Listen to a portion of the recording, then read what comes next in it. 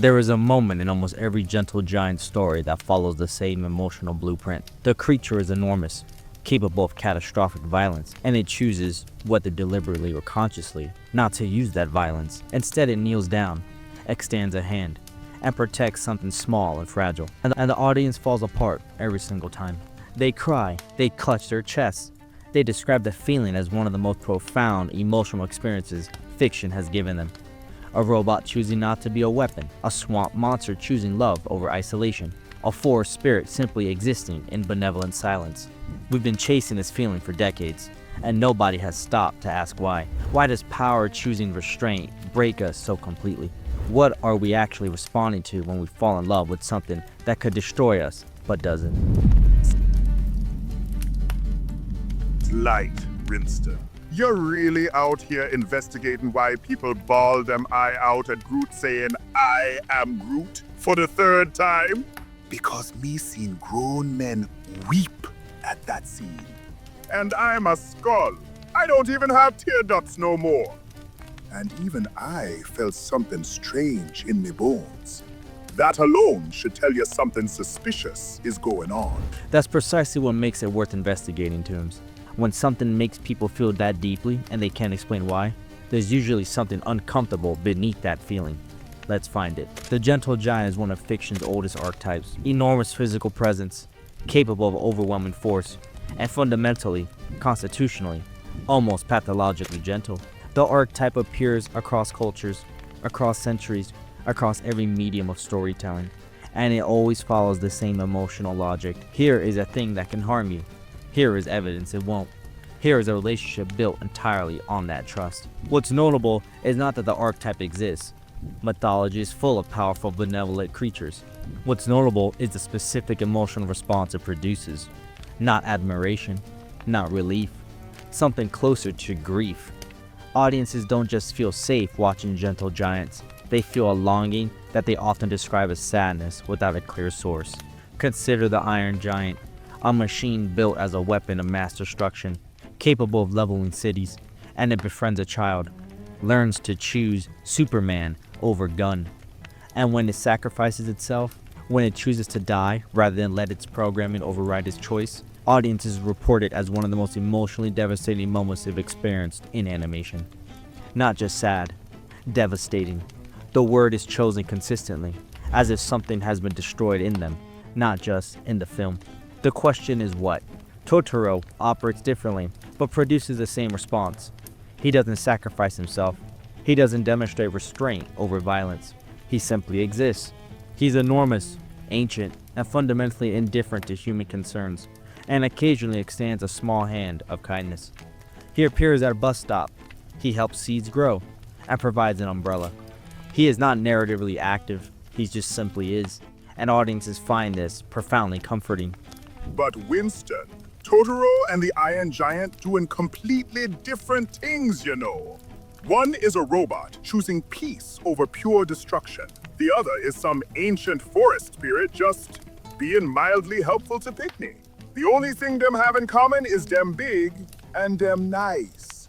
Is that really enough reason why people love them so deeply? So irrationally? The size is not incidental, Toombs.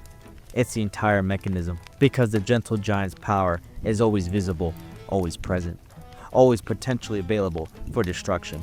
The audience is never allowed to forget what the creature could do, and it's precisely because that they can't forget what it could do that the gentleness matters. Gentleness without power is just smallness. Gentleness with power is a choice, and that choice is what the audience is responding to. The Iron Giant tells Hogarth, "I am not a gun." It doesn't say, "I can't hurt you." It says, "I choose not to be what I was built to be." This is not a statement about capability. It's a statement about identity, about the possibility that nature can be overridden by choice, that what you are built for does not have to define what you become. And this message delivered by a 100-foot robot lands differently than it would be from a human creator. Because humans are expected to choose goodness. When something designed for destruction chooses gentleness, it feels like a miracle. The gentle giant is not a modern invention. Across European folklore, there's a recurring figure. The giant who could destroy the village, but instead protects it. The monster who appears terrifying, but turns out to be lonely. The creature of immense power that attaches itself to a human child and becomes its guardian. These stories predate cinema, predate modern psychology, predate most of the frameworks we use to analyze them, which suggests the archetype isn't a cultural trend, it's responding to something fundamental. Shrek is interesting in this context because he inverts the expected narrative. He begins the film wanted to be left alone. He has no interest in being gentle or protective or connected. He built walls, literally and metaphorically, and wants them respected. And then connection happens anyway. Donkey refuses to leave. Fiona refuses to see him as a monster. And Shrek, despite his best efforts, becomes gentle, becomes invested, and becomes protective. The audience doesn't fall in love with Shrek despite his desire for isolation. They fall in love with him because of it.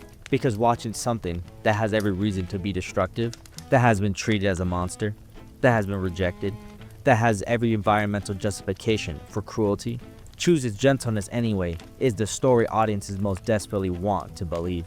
Not that the gentle giant has always been gentle, but that gentleness can be found even in something that has reason to abandon it. So we not just loving the gentle giant, we loving the idea that even something hurt bad enough, rejected long enough, pushed far enough to become dangerous, can still turn around and choose softness.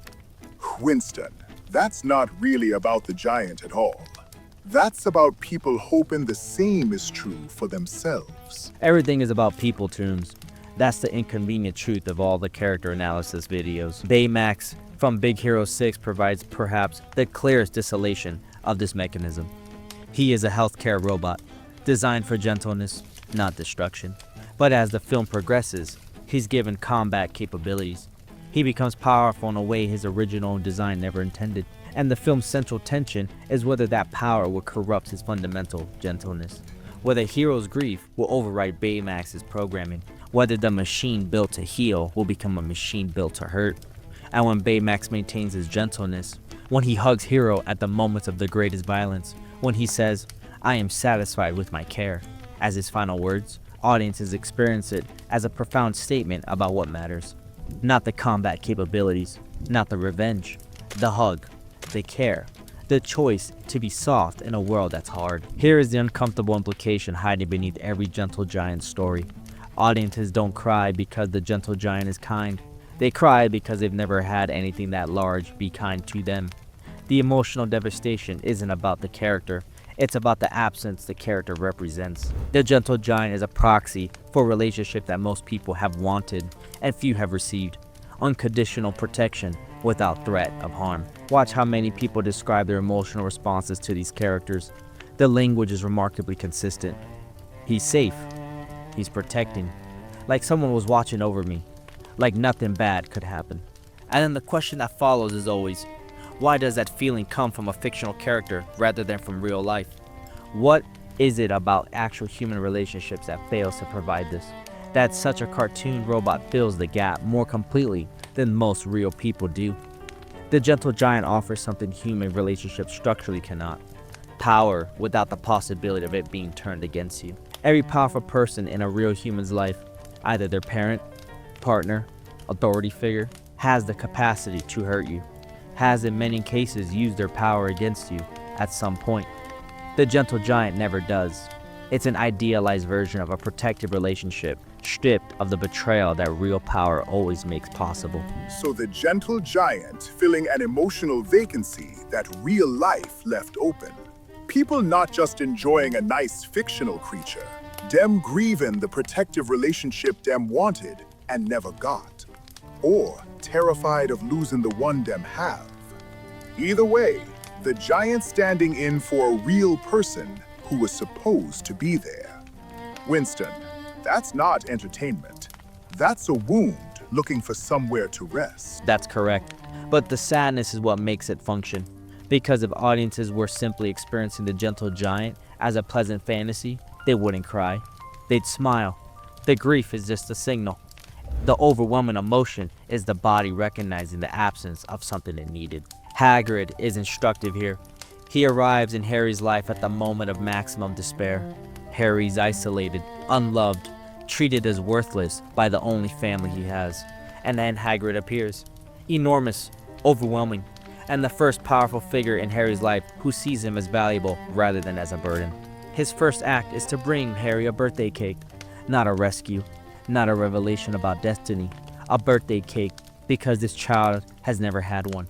And audiences who have had difficult childhoods, who felt invisible or worthless or unprotected, often describe Hagrid as one of the most emotionally significant characters in their experiences of fiction. Not Dumbledore, who has genuine power, not Harry, who they're supposed to identify with, but Hagrid, the one who showed up and said, "Happy birthday," when no one else had. This reveals the gentle giant's deepest function. It's not about power at all. It's about being seen by something that doesn't need to see you. Something large enough, old enough, powerful enough to ignore you entirely. And it doesn't.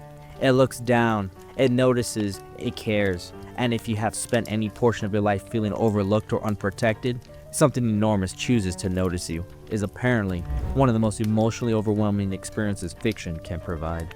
Here is the pattern nobody talks about when they discuss how much they love the gentle giants.